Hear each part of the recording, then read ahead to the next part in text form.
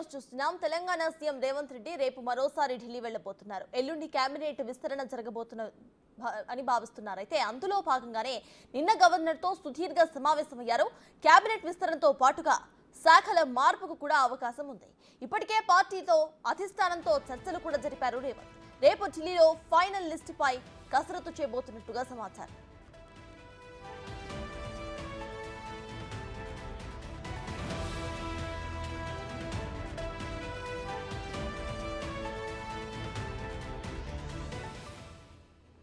Telangana CM Revanth Reddy రేపు మరోసారి ఢిల్లీకి వెళ్లబోతున్నారు. కేబినెట్ విస్తరణ కూడా జరుగుతుంది అని భావిస్తున్నారు. ప్రజెంట్ ఈ విషయంపై పూర్తి డీటెయిల్స్ ను మా డిప్యూటీ బ్యూరో చీఫ్ సాదిక్ అందిస్తారు. సాదిక్, చెప్పండి, రేపు సీఎం రేవంత్ రెడ్డి ఢిల్లీ పర్యటన ఎలా ఉండబోతుంది? ఆయన స్కెడ్యూల్ లో ఏమేమి అంశాలు ఉన్నాయి? ప్రెజెంట్ అప్డేట్స్ ఏంటి?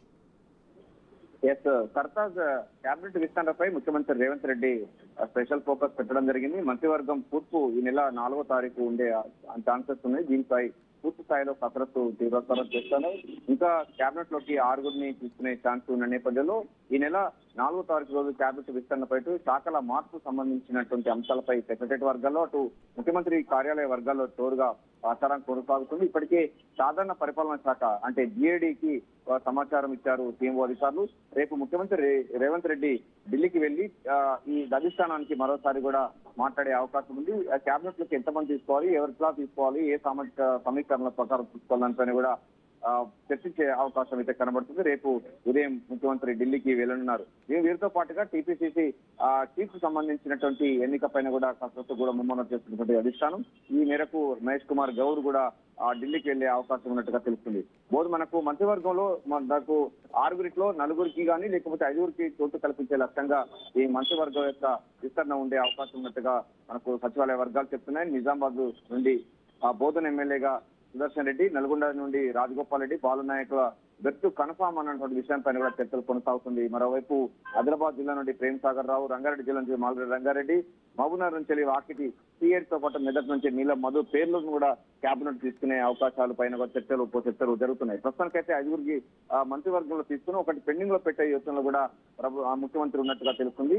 ఈ నెల 23 తారీఖు నుంచి వెళ్ళి బడ్జెట్ సమావేశాలు ఉండబోతున్నాయి. ఈ నెల 22వ తారీఖు రోజు కేంద్ర బడ్జెట్ ప్రవేశపెట్టిన తెల్లారి నుంచి కూడా రాష్ట్ర బడ్జెట్ సమావేశాలు ప్రారంభమవుతున్న నేపథ్యంలో పలు అంశాలపై సుదీర్ఘంగా నిన్న గవర్నర్ తో చర్చించిన తర్వాత ముఖ్యమంత్రి రేవంత్ రెడ్డి కేబినెట్ సంబంధించిన విస్తరణ పైన ఫోకస్ పెట్టడం జరిగింది.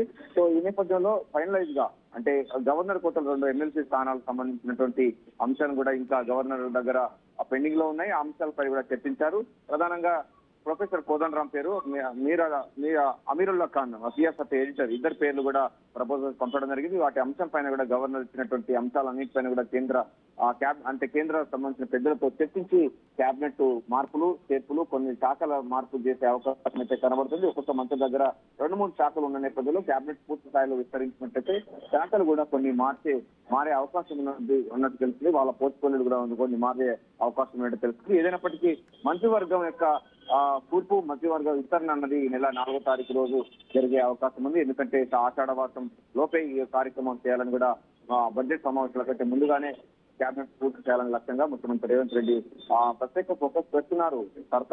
Right, thank you Sadiq.